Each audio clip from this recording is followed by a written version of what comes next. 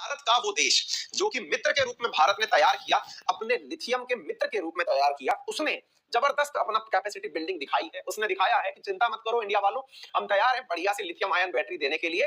तुम तो बढ़िया तरीके से अपने यहाँ पर जो इलेक्ट्रिक व्हीकल पॉलिसी है इसे चलने दो। क्यों पढ़ा रहा हूं इस खबर को, आइए थोड़ा सा अलग तरीके से पढ़ते हैं। एक देश है जिसका नाम है अर्जेंटीना, उसके अंदर एक पर्टिकुलर क्षेत्र है जो कि वर्तमान के अंदर अपने लॉजिस्टिक नोड्स और एक्सेस रोड बनाने के लिए जाना जा रहा है, और वो है अर्जेंटीना। किस चीज के लिए, आइए मैं बताता हूं। अर्जेंटीना के उत्तरी भाग के अंदर white gold rush for EV metal lithium gathered pace. क्या है ये कहानी, आइए मैं बताता हूं। साथियों, दुनिया में अगर बात की जाए कि सबसे ज्यादा लिथियम कहां पाया जाता है, एक मिनट मैं लिथियम के बारे में बताऊं, लेकिन उससे पहले बहुत सारे लोगों को यह भी तो जानना होगा कि लिथियम काम क्या आती है। हालांकि बहुतों को पता होगा, लेकिन मैक्सिमम लोग जिनको नहीं पता है उनको बारे में बता देता हूं। आज हमारे ये जितने भी फोन है ना, इन फोन्स में या फिर आपके जो लैपटॉप्स हैं, इनमें जो बैटरी डली है उसको आप निकाल के देखिएगा, तो उस पर लिखा हुआ है lithium ion battery. Lithium ion battery, lithium वो एल्कली मेटल है, वो क्षारीय धातु है जिसके अंदर जो करैक्टर है इलेक्ट्रॉन को छोड़ने का, उस करैक्टर की वजह से उसका उपयोग बैटरी में जबरदस्त तरीके से हो रहा है। इतना उपयोग हो रहा है कि दुनिया जहां एक तरफ पेट्रोल और डीजल से दूर भाग रही है, वहीं दूसरी तरफ वो इलेक्ट्रिक व्हीकल्स के नजदीक भाग रही है। एक बार के लिए यूं सोचिए, आज अमेरिका ने पूरी ताकत लगा के 40 देशों की बैठक बुलाई है। थोड़े दिन पहले मैंने आपको बताया था कि जॉन कैरी इंडिया आए हैं। ये जितनी भी बातें मैंने बताई, उन सब में एक ही कंक्लूजन था। कंक्लूजन क्या था कि इंडिया अपनी ऊर्जा आवश्यकता की पूर्ति बिजली से करे, और बिजली कहां से पैदा हो, रिन्यूएबल तरीके से पैदा हो। भाई बिजली के साथ एक बहुत बड़ी दिक्कत है। क्या दिक्कत है कि बिजली को ना आप स्टोर करके नहीं रख सकते। जब पैदा हो रही है यूज कर लीजिए, स्टोर करके आप यूज नहीं कर सकते। स्टोर करने के लिए भाई पेट्रोल डीजल को तो आप टैंकर में भर के सालों के लिए डाल दो, कई साल तक पड़े हुए हैं, कोई टेंशन नहीं है। लेकिन इलेक्ट्रिसिटी का सीन ऐसा है कि आप उसे सालों भर तक रख नहीं सकते। अब साल भर तक रखने के लिए आपके पास जो विकल्प बचता है वो केवल एक है कि आपकी बैटरी बढ़िया सी हो। आपके घर में व्हीकल्स होंगे, मोटरसाइकिल, स्कूटर, कार, जो भी हो।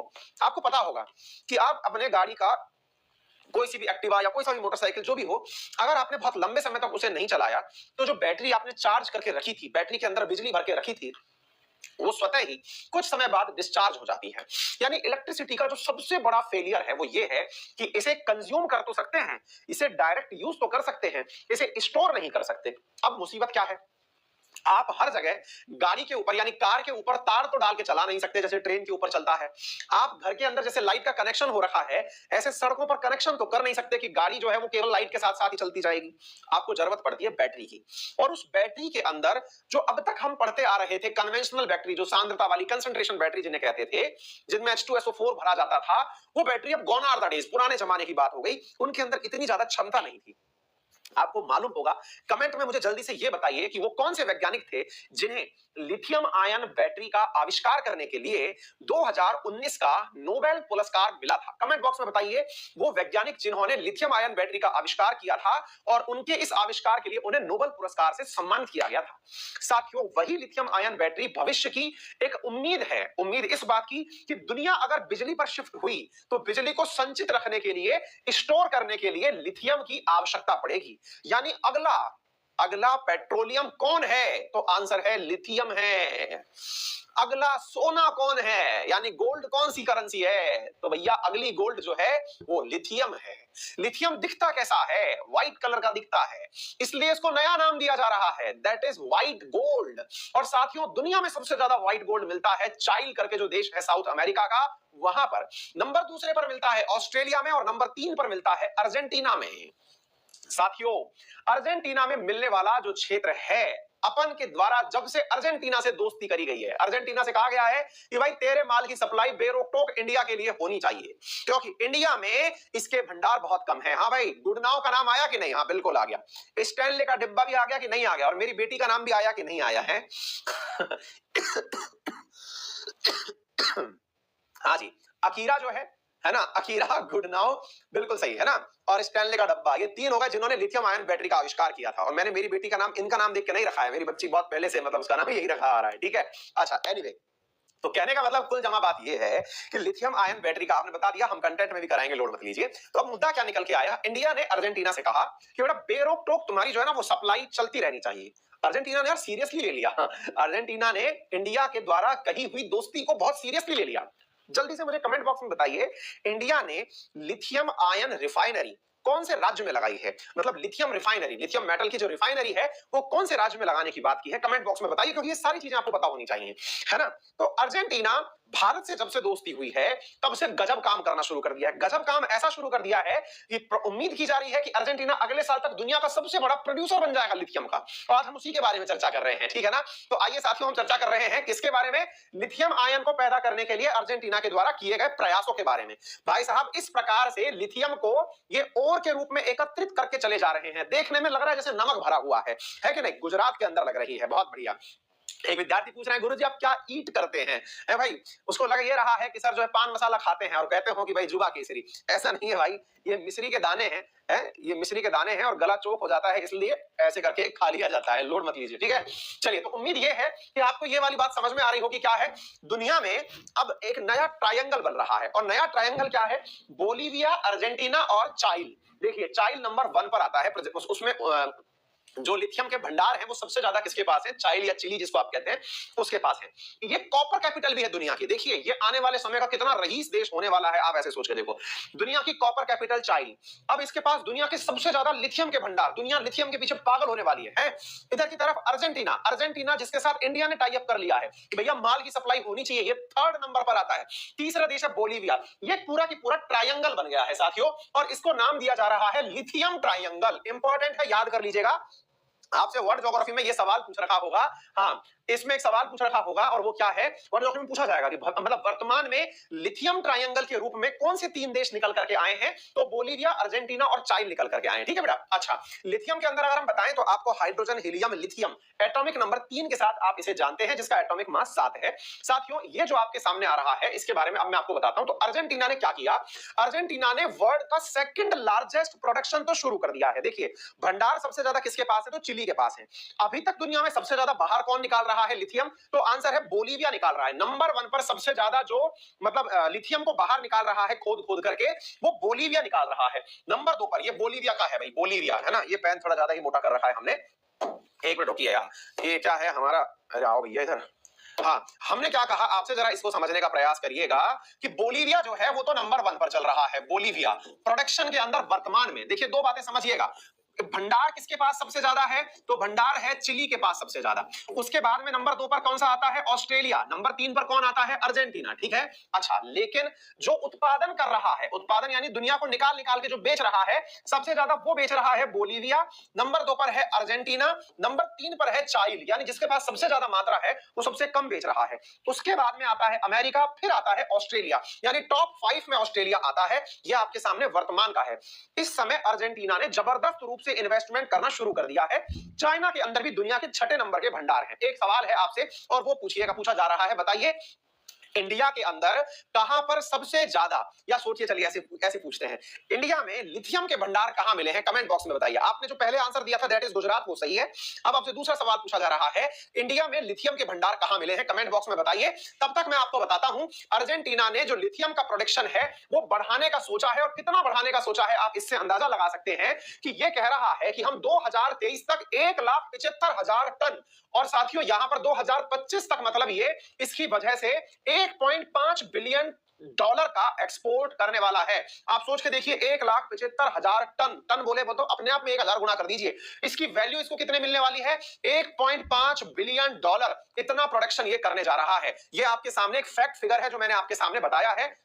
उम्मीद है आप लोगों को यह बात समझ में आ गई होगी कि कितना महत्वपूर्ण है आपके सामने यह फैक्ट जान लेना, इसने कितना तरीके से लिथियम के अंदर काम करना शुरू कर दिया है। थोड़ा सा बिल्कुल सही जगह लिख रहे हैं आंसर के अंदर, गुड़िया, संजू, अंकित, एमएस, एम के, करण, पैलेस, बिल्कुल सही है।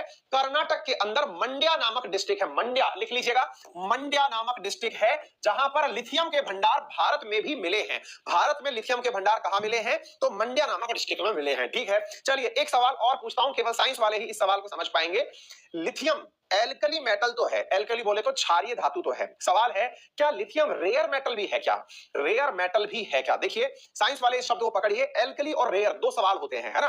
तो आपसे पूछा जा रहा है, एल्कली मेटल तो है, क्षारीय धातु तो हो गई, सवाल दूसरा है क्या ये रेयर मेटल भी है, यस और नो में बताइएगा। बाकी लोग इधर देखें, बाकी लोगों के लिए पॉइंट ये है साथियों कि 2019 में इसी लिथियम आयन के लिए ये है आपके सामने गुडनाव, और यहां पर जो है ना, इनको 2019 का क्या मिला था, नोबेल पुरस्कार मिला था केमिस्ट्री के अंदर। इन्होंने काम करना बहुत पहले ही शुरू कर दिया था, 1970 से शुरू कर रहा है, लेकिन साथियों इनको 2019 में जाकर के नोबेल पुरस्कार मिला था लिथियम आयन बैटरी के लिए। अधिकांश बच्चों ने लिख दिया है यस सर बिल्कुल है ना। तो याद रखिएगा, आपसे पूछा जा सकता है लिथियम के बारे में कि ये एल्कली मेटल के अलावा क्या है, तो आपको लिखना है ये रेयर मेटल है, यानी कि आसानी से सब जगह प्राप्त नहीं होती है। रेयर का मतलब होता है दुर्लभ धातु। दुर्लभ का मतलब अगर हर जगह मिल जाए तो रेयर कैसे होगी, कॉमन सेंस की बात है। फिर तो इंडिया में भी भर-भर के भंडार होते, दुनिया के हर देश में होते हैं कि नहीं, लेकिन ये रेयर मेटल है। चलिए ये दो तीन बातें आपको पता हो गई, उम्मीद है आपको बहुत सारी फैक्चुअल जानकारी भी हो गई होगी। अगर इसकी वजह से काम चलने लगा तो याद रखिए आने वाले टाइम में भारत को जबरा फायदा होगा लिथियम के। हमने जो कर रखा है इसके अंदर, तो with eye on China India look lithium reserve in Argentina, Chile and Bolivia.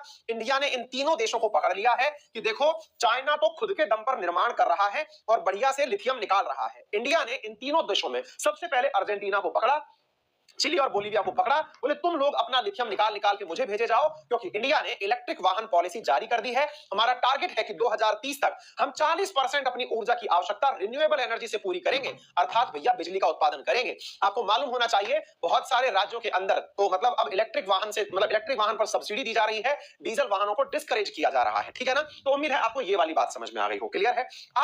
मैं आपसे एक सवाल और पूछ रहा हूं, जल्दी से उसका आंसर और दे दीजिएगा। हालांकि आज मैंने बहुत सारे सवाल पूछ लिए हैं, लेकिन ये ऐसी चीज है कि आपने बहुत ज्यादा बार पढ़ी है। बताइए इंडिया की वो कौन सी संस्था है जो विदेशों से खनिज का परचेज करती है, जल्दी से बताइए कमेंट बॉक्स के अंदर। विदेशों से वो खनिज का परचेज करती है और खनिज परचेज करने में एक खनिज का नाम लिथियम है, दूसरे खनिज का नाम भी आपको बताना है। कमेंट बॉक्स में बताइए, चालू है कमेंट बॉक्स, बताते चलिए। तो उम्मीद है आप लोगों को ये समझ में आ गया होगा और ये मेरे पेज पे भी आ गया है। एनीवे तो आपको मैंने बता दिया। तो कैबिनेट ने रिसेंटली, मैंने ये न्यूज आपको पढ़ाई थी, जून 2021 की न्यूज है कि कैबिनेट ने एग्रीमेंट किया था अर्जेंटीना के साथ ताकि हम स्ट्रेटेजिक मिनरल्स यहां से निकाल सके। मैंने आपको जो हाल ही में सवाल पूछा था थोड़ी देर पहले कि इंडिया के अंदर लिथियम के भंडार कहां मिले, तो साथियों ये फरवरी 20 2020 की न्यूज है। इंडिया का पहला जो लिथियम के भंडार मिले थे वो मंड्या डिस्ट्रिक्ट के अंदर मिले थे, कर्नाटक के अंदर। ये 2020 का करंट है, इसे याद कर सकते हैं। इससे पहले अर्जेंटीना के साथ हमने टाई अप किया था, ये हमने बता दिया। कुछ विद्यार्थी ओएनजीसी का नाम बता रहे हैं, अरे नहीं वो पेज निकल गया आपके सामने से, आपने देखा नहीं। ये देखिए, ये है हमारा खनिज विदेश इंडिया लिमिटेड। इधर देखिए साथियों, इंडिया का खनिज, ये जो चीज है ना आप इसे याद रखिएगा। इंडिया ने अपनी नई कंपनी बनाई है जिसका नाम है खनिज विदेश इंडिया लिमिटेड। ये भारत सरकार की कंपनी है और ये क्या करती है साथियों, इसी ने अर्जेंटीना के साथ टाई अप किया है ताकि हम इसके साथ में लिथियम निकाल सकें, यानी कि लार्जेस्ट रिजर्व जो है लिथियम का उनका उपयोग कर सकें। भारत की खनिज विदेश इंडिया लिमिटेड है कंपनी जो कि क्या निकालती है साथियों, दुनिया के अंदर से लिथियम का उत्पादन करवाती है। तो आपको ये बात यहां पर पता होना बहुत ज्यादा जरूरी है। एक और मैटर का काम करती है ये, और उसका नाम है कोबाल्ट। याद रखिएगा, ना केवल लिथियम, इसके अलावा ये कोबाल्ट का भी बाहर से इंपोर्ट करवाती है। यानी इंडिया के नाम पर अगर कोई कंपनी टाई अप करती है तो वो ये कंपनी है जो टाई अप करती है, सरकार टाई अप नहीं करती है, ये कंपनी टाई अप करती है और मंगवा करके लाती है गुजरात, और गुजरात में करवाती है पूरी तरह से चीजें। क्लियर है। तो केमिस्ट्री के अंदर गुडनाउ स्टैनले का डब्बा मैंने बता दिया और अकीरा योशीहोनो बता दिया, जिन्हें लिथियम आयन बैटरी के लिए। तो जो भी बातें मैंने आपको बोली वो सारी लिखित में भी दे दी हैं, इसलिए परेशान मत होइएगा। एक मैंने क्वेश्चन भी दे दिया है 250 शब्दों में प्रैक्टिस करने के लिए, आप ये भी देख लीजिएगा। जो जल्दबाजी में चीजें नहीं लिख पा रहे, परेशान मत होना, ये पूरा कंटेंट मेरे टेलीग्राम चैनल अंकित अवस्थी सर पर आपको एज इट इज उपलब्ध हो जाएगा, आप वहां से इसका प्रिंट निकाल सकते हैं, ठीक है ना। Lithium ion batteries are the edifice of the wireless technology revolution, बिल्कुल ठीक है। In this context discuss their significance and challenges facing these rechargeable lithium batteries. आपसे पूछा गया है, इसकी हिंदी में बता देता हूं कि वर्तमान में जो हम बात कर रहे हैं कि भाई बिजली से क्रांति आएगी, उस क्रांति के अंदर लिथियम आयन जो है ये बहुत बड़ी चीज है। तो इसके अंदर क्या तो चुनौतियां हैं और क्या इसके फायदे हैं, इन्हें आप 250 शब्दों में लिखिए। तो आपके पास जो भी नॉलेज इकट्ठा हुआ वो सारा जोड़ दीजिए। जैसे मैं आपको सबसे पहले फायदे गिना देता हूं, फिर चैलेंजेस भी गिना दूंगा। फायदे में सबसे पहली चीज तो आप ये बताएंगे कि इसकी वजह से अब जो भी आपके दिमाग में आता है ना, वायु प्रदूषण बचेगा, ग्रीन हाउस इफेक्ट कम हो जाएगा, है ना, ओजोन का डिप्लीशन के ऊपर कम प्रभाव पड़ेगा, है ना, ग्लोबल क्लाइमेट चेंज जो है वो हो जाएगा, इंडिया अपने एनडीसी मैच कर लेगा, पेरिस क्लाइमेट डील के भाषण की पूर्ति हो जाएगी, नेट जीरो इमिशन की तरफ हम लोग बढ़ जाएंगे, क्योंकि अल्टीमेटली बिजली का उपयोग करने से प्रदूषण कम करोगे ना। तीसरी चीज, मतलब एक और फायदा, गाड़ियों की लाइफ बढ़ जाएगी, नॉइस पॉल्यूशन नहीं होगा, एयर पॉल्यूशन नहीं होगा, लोगों को बीमारियां नहीं होंगी। ये तो सारे इसके फायदे हो गए। चुनौतियां क्या हैं? चुनौतियां ये हैं कि अभी इसके रिजर्व बहुत कम ज्ञात हैं। आने वाले टाइम में हर देश जैसे अभी पेट्रोल के लिए मारामारी कर रहा था, इसके लिए मारामारी करेगा। नंबर तीसरा चीज, ये मेटल्स हैं, इनके साइड इफेक्ट अभी पता नहीं चले हैं, अभी तो इनकी प्रेजेंस बहुत कम है। लेकिन जरा विचार करिए, जैसे दुनिया को पहले क्लोरोफ्लोरोकार्बन बंद करवानी थी, लोगों ने हाइड्रोफ्लोरोकार्बन विकल्प के रूप में दे दिया था। हाइड्रोफ्लोरोकार्बन जब निकाला विकल्प के रूप में, तो पता चला कि अरे बाप रे बाप, ये तो और खतरनाक है, ये ग्रीन हाउस गैस इफेक्ट बढ़ा रहा है। तो फिर लोग उसके ऊपर किगाली एग्रीमेंट कर दिए। कहने का अर्थ यह है कि ये नई रिसर्च है, इसके साइड इफेक्ट्स नहीं पता है।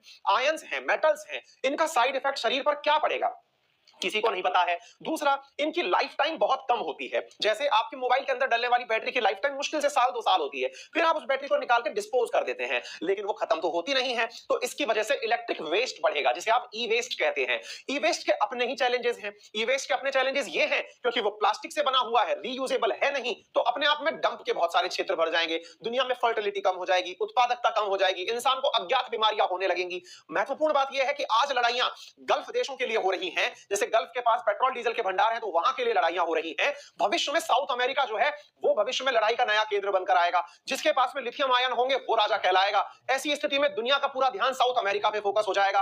एक प्रकार का नया जो है वो ध्रुवीय समीकरण बन जाएगा, है कि नहीं? तो ये सारे चैलेंजेस हैं। इन चैलेंजेस के साथ में आपको होप देनी है। होप क्या है? सकारात्मक रूप से, कि इंसान को चाहिए सस्टेनेबल यूज करना। सस्टेनेबल यूज करने का मतलब ये हुआ कि हम उपयोग तो करेंगे, लेकिन इस प्रकार से कि हम प्रकृति को नुकसान मिनिमम पहुंचाएंगे। तो जब आप अपने आंसर में सस्टेनेबल शब्द रख देते हैं, तो सस्टेनेबल का अर्थ होता है कि हाँ भाई, हमारे द्वारा इसका उपयोग ऐसे किया जाएगा कि आने वाली पीढ़ियों को भी कुछ मिल पाएगा, और हम साथ में ये भी रिसर्च जारी रखेंगे कि इसके साइड इफेक्ट्स क्या हो सकते हैं। तो लीजिए, आपका एक प्रॉपर आंसर बन के तैयार हो गया, है कि नहीं? चलिए जल्दी से वीडियो को लाइक कर दीजिए, सेशन को शेयर करना बिल्कुल मत भूलिए, और एक बटन है सब्सक्राइब का, अगर आप नए हैं तो दबा दीजिए उसे, क्योंकि ठीक ठाक पढ़ा लेते हैं हम, आपको फायदा ही रहेगा। ठीक है, चलिए आगे चलते हैं साथियों अगले प्रश्न की तरफ। तो ये व्हाइट गोल्ड की उपाधि